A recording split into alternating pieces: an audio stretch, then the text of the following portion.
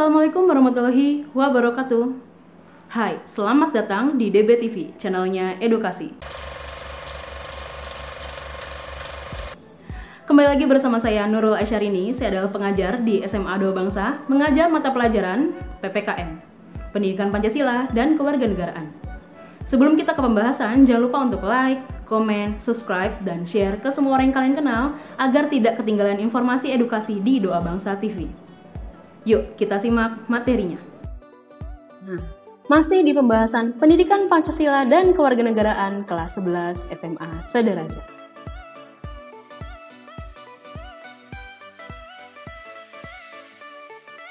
Nah, di Pancasila bab pertama ini masih membahas mengenai harmonisasi hak dan kewajiban asasi manusia dalam perspektif Pancasila. Dan yang hari ini kita akan bahas yaitu mengenai substansi hak dan kewajiban asasi manusia dalam Pancasila. Di pembahasan kali ini kita akan mengaitkan gimana sih kaitannya antara hak dan kewajiban dengan Pancasila. Tapi sebelum itu, karakteristik penegakan HAM di setiap negara itu berbeda-beda. Baik ideologi, kebudayaan, dan nilai yang dimiliki negara tersebut akan mempengaruhi pola penegakan HAM. Di Indonesia, dalam penegakan HAM berlandaskan Pancasila yang mengedepankan keseimbangan antara hak dan kewajiban. Nah, Pancasila adalah ideologi yang mengedepankan nilai-nilai kemanusiaan, menghormati hak dan kewajiban asasi manusia. Nah, gimana sih caranya implementasinya untuk hak dan kewajiban ini diimplementasikan dalam Pancasila? Gimana sih caranya Pancasila bisa menjamin hak dan kewajiban asasi manusia? Pancasila menjamin hak dan kewajiban asasi manusia dalam nilai-nilai yang terkandung di dalamnya, yaitu ada nilai dasar, lalu nilai instrumental, dan yang terakhir ada nilai praksis. Kita akan bahas satu persatu. Yang pertama kita akan membahas nilai dasar terlebih dahulu. Hak dan kewajiban asasi manusia di dalam nilai dasar Pancasila. Nilai dasar berkaitan dengan hakikat dari kelima Pancasila. Ada sila ketuhanan yang Maha Esa, kemanusiaan adil dan beradab, persatuan Indonesia, kerakyatan yang dipimpin oleh hikmat kebijaksanaan dalam permusyawaratan perwakilan, serta keadilan sosial bagi seluruh rakyat Indonesia. Di sini, Ibu akan memberikan contoh-contoh dari kelima dasar Pancasila yang akan diimplementasikan di dalam hak dan kewajiban itu seperti apa. Yang pertama, ada ketuhanan yang Maha Esa. Pasti di sini sudah banyak yang tahu lah, kalau misalnya ketuhanan yang Maha Esa itu, gimana cara mengkaitkan antara hak dan kewajiban. Menjamin hak kemerdekaan untuk memeluk agama, melaksanakan ibadah, dan kewajiban untuk menghormati perbedaan agama. Yang kedua, ada kemanusiaan yang adil dan beradab.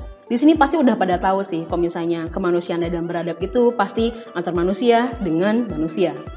Menempatkan hak setiap warga negara pada kedudukan yang sama dalam hukum serta memiliki kewajiban dan hak-hak yang sama untuk mendapatkan jaminan dan perlindungan hukum. Di sini kita akan lanjut ke sila yang ketiga, yaitu Persatuan Indonesia. Nah, udah pada tahu kan banyaknya suku, ras, golongan di Indonesia itu seperti apa gitu, sangat-sangat beragam dan banyak.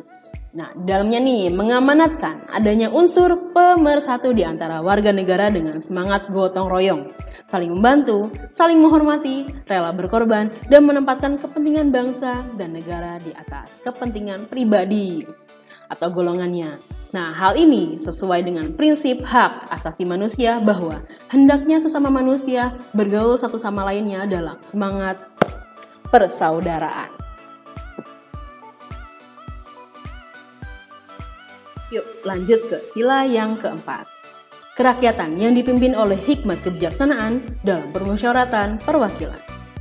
Nah, di sila keempat ini, kita kan masyarakat yang sering bermusyawarah. Jadi seperti berdiskusi, kalau misalnya pelajaran seperti kerja kelompok. Nah, dicerminkan dalam kehidupan pemerintahan, bernegara, dan bermasyarakat yang demokratis, menghargai hak setiap warga negara untuk bermusyawarah, mufakat yang dilakukan tanpa adanya tekanan, paksaan, ataupun intervensi yang mengganggu hak-hak berpartisipasi masyarakat.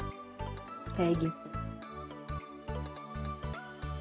Di sini lanjut ke sila yang terakhir, yaitu keadilan sosial bagi seluruh rakyat Indonesia. Nah, di sini kalian pasti udah pada tahu yang namanya keadilan itu menyeluruh, milik seluruh rakyat Indonesia. Mengakui hak milik perorangan dan dilindungi pemanfaatannya oleh negara, serta memberi kesempatan sebesar-besarnya kepada masyarakat. Kalau tadi kita sudah membahas mengenai nilai dasar, sekarang kita membahas mengenai nilai instrumental. Hak dan kewajiban manusia dalam nilai instrumental. Nilai instrumental merupakan penjabaran dari nilai-nilai dasar Pancasila. Nilai instrumental sifatnya lebih khusus dibandingkan dengan nilai dasar. Nih, dengan kata lain nih, nilai instrumental merupakan pedoman pelaksanaan kelima sila Pancasila. Gimana sih perwujudan dari nilai instrumental itu? Perwujudan dari nilai instrumental pada umumnya berbentuk ketentuan-ketentuan konstitusional. Mulai dari Undang-Undang Dasar Negara Republik Indonesia 1945 sampai dengan peraturan daerah.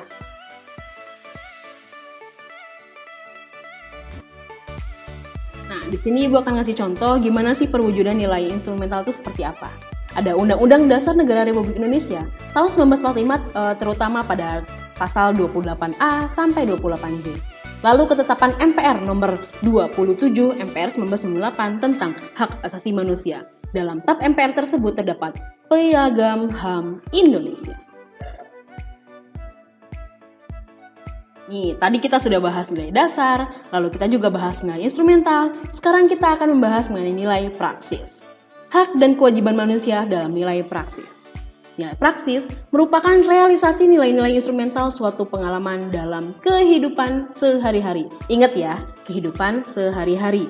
Nilai praksis Pancasila senantiasa berkembang dan selalu dapat dilakukan perubahan dan perbaikan sesuai dengan perkembangan zaman dan aspirasi masyarakat.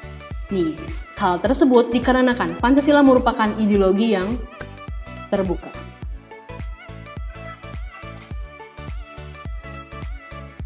Nih, contoh-contoh dari nilai praksis di dalam sila pertama, yaitu ketuhanan yang Maha Esa.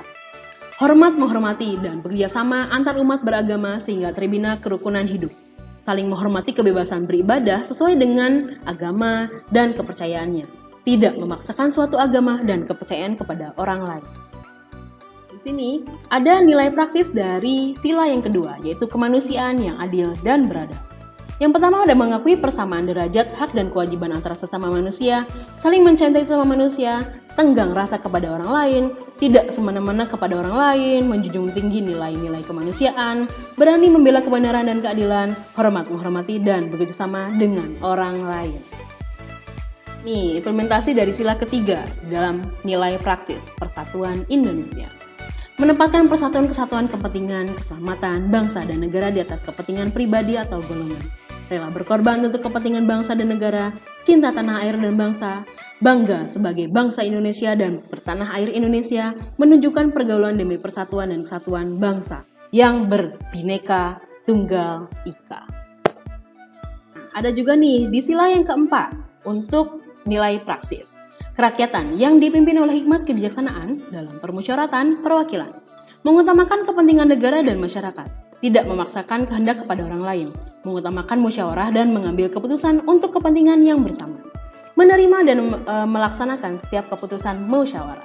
Mempertanggungjawabkan setiap keputusan musyawarah secara moral kepada Tuhan Yang Maha Esa.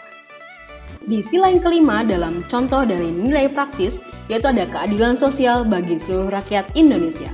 Menjaga keseimbangan antara hak dan kewajiban, menghormati hak-hak orang lain, suka memberi pertolongan kepada orang lain, menjauhi sikap pemerasan kepada orang lain, menjauhi sifat boros dan gaya hidup yang mewah, rela bekerja keras, dan menghargai hasil karya orang lain. Sampai di sini, apakah dapat dipahami? Baiklah, cukup sekian pembahasannya. Jika ada yang tidak dipahami atau ingin sharing dan berdiskusi, silahkan komen di bawah. Jangan lupa untuk like, subscribe, dan share ke semua orang yang kalian kenal agar tidak ketinggalan informasi edukasi. Sampai jumpa di pembahasan materi selanjutnya. Wassalamualaikum warahmatullahi wabarakatuh.